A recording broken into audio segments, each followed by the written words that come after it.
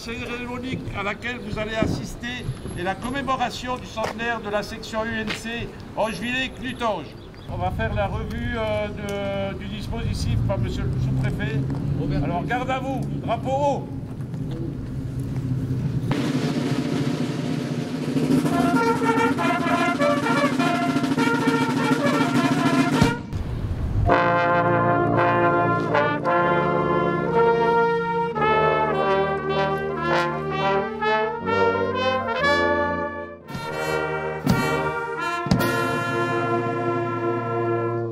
Ouvrez le banc.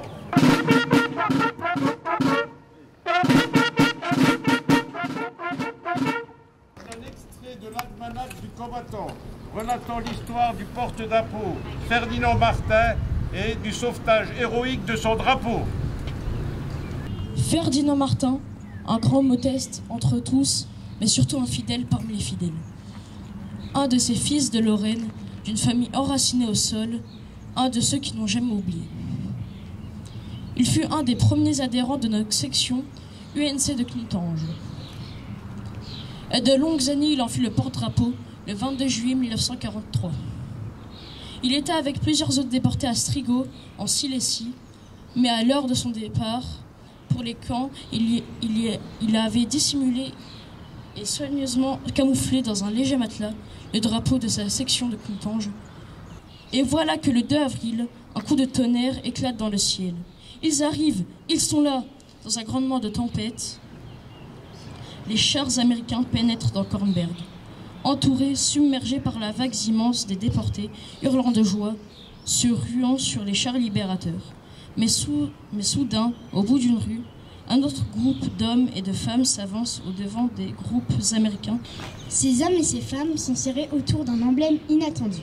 Le drapeau de la section UNC de Clutange que Ferdinand Martin a sorti de sa cachette, cloué en natte sur une hampe de fortune, et qui maintenant claque au soleil de toutes ses ors, de toutes ses broderies et de ses franges, de toutes ces chaudes couleurs qui éclatent et qui chantent, comme enfin libérés d'une oppression de près de 5 années. Et si dans un cortège triomphal, comprenant tous les asservis de toutes les nationalités qui se regroupent autour du drapeau français, lui faisant avec les tanks américains la plus belle escorte d'honneur. Ferdinand Martin, mon camarade, tu as eu la foi pour sauver de la profanation l'emblème dont tu avais la garde. Tu as accepté sciemment, volontairement, risquer ta vie, et peut-être celle des tiens. 80 ans se sont écoulés depuis ces événements. L'UNC et la ville de Clutange, soucieuses du devoir de mémoire, ont décidé en ce jour de rendre hommage à M. Ferdinand Martin et à son drapeau. Mais remettre maintenant, à titre posthume, la médaille du civisme et du dévouement avec palme d'or au regretté porte-drapeau Ferdinand Martin. Fermez le banc.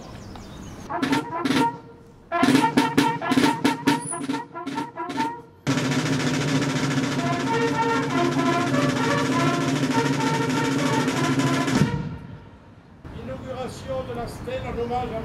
Ferdinand Martin et à son drapeau. Remise de la médaille du civisme et dévouement avec la palme d'or au titre posthume à M.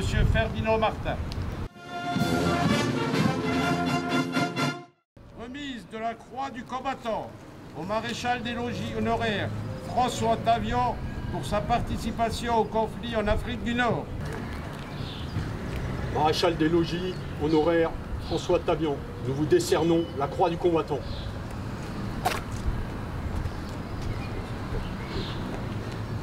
Dépôt de gerbe.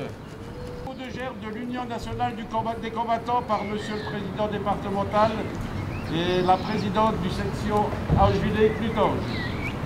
Dépôt de gerbe de la municipalité par Monsieur le maire accompagné des conseillères régionales et départementales. Dépôt de gerbe de Monsieur le sous-préfet accompagné des jeunes du CNJ.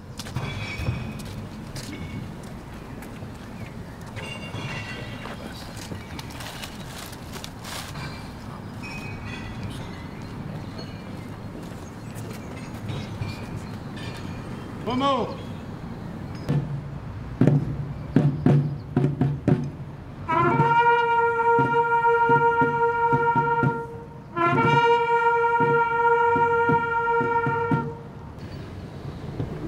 de silence.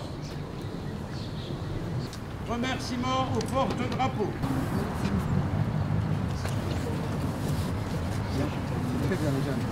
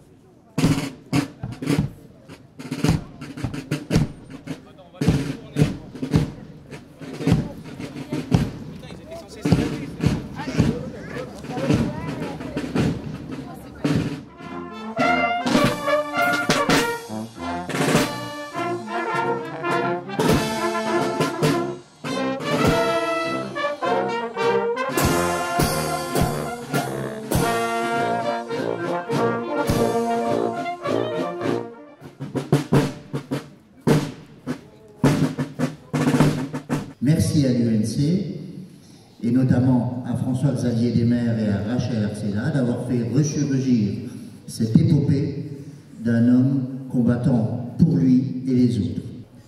Désormais, une plaque rappellera ce souvenir afin qu'il demeure pour les décennies à venir. Dans l'adversité, et quelle adversité, Ferdinand Martin a préservé ce drapeau que vous voyez et montré son attachement à sa nation et à son pays au péril de sa vie. Combien de courage lui a-t-il fallu?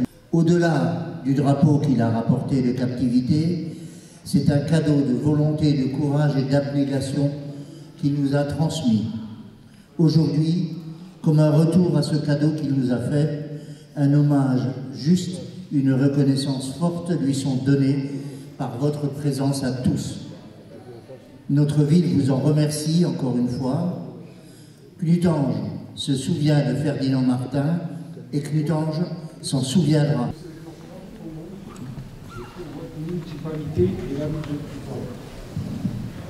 Merci beaucoup. C'est une cérémonie qui a revêtu deux caractères particuliers. Tout d'abord, les 100 ans de l'association. Elle reste néanmoins dynamique. Deuxième volet de cette cérémonie que nous avons vécue, c'est l'hommage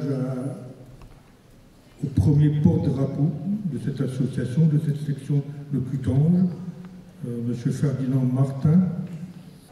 Je pense, et j'en suis sûr, que ce monsieur, Ferdinand Martin, a porté ce drapeau avec honneur et dignité.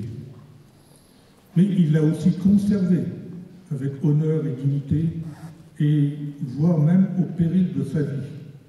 Car si on avait découvert là où il cachait le drapeau tricolore, je pense qu'il aurait été tué. Le drapeau est quelque chose de particulier. Il y a le poète Lamartine qui avait dit « La France et le drapeau tricolore, c'est une même pensée, un même partage. » Et nous partageons ces valeurs derrière ce drapeau.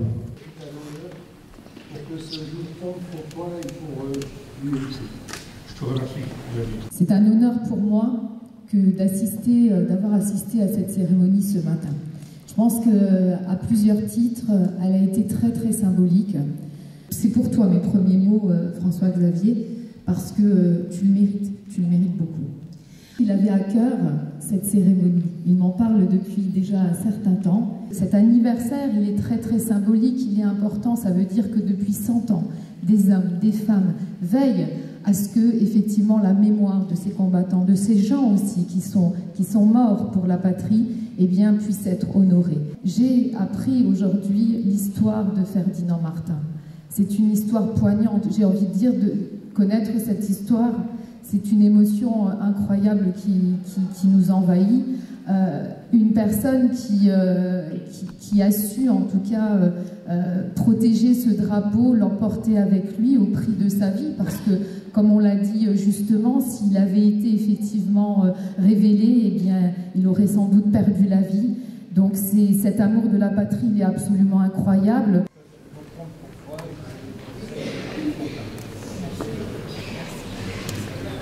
C'est une commémoration particulière et on en mesure la force du temps. Un siècle s'est écoulé depuis que nos prédécesseurs ont créé cette section de l'UNC pour faire mémoire de celles et ceux qui se sont engagés pour la France au prix de leur jeunesse et parfois au prix de leur vie.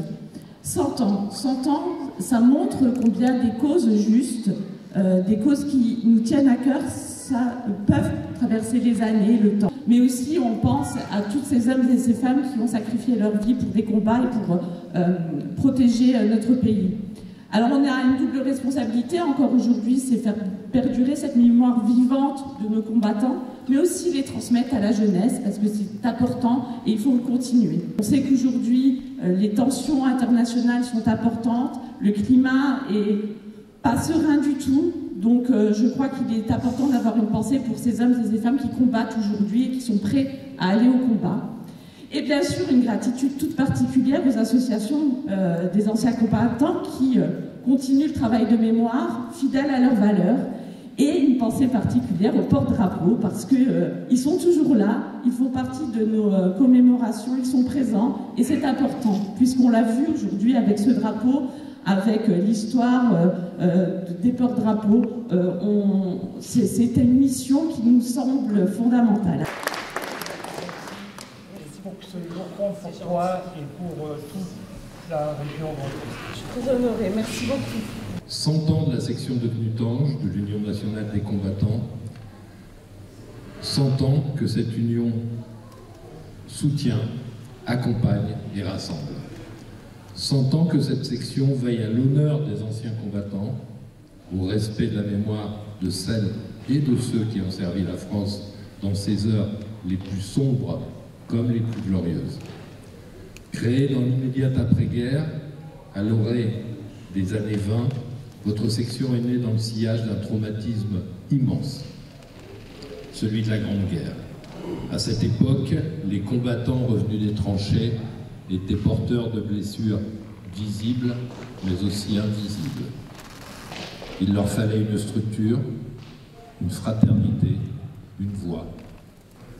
C'est tout le sens de l'Union nationale des combattants, fondée par Georges Clemenceau et le référent fondateur Daniel Brottier.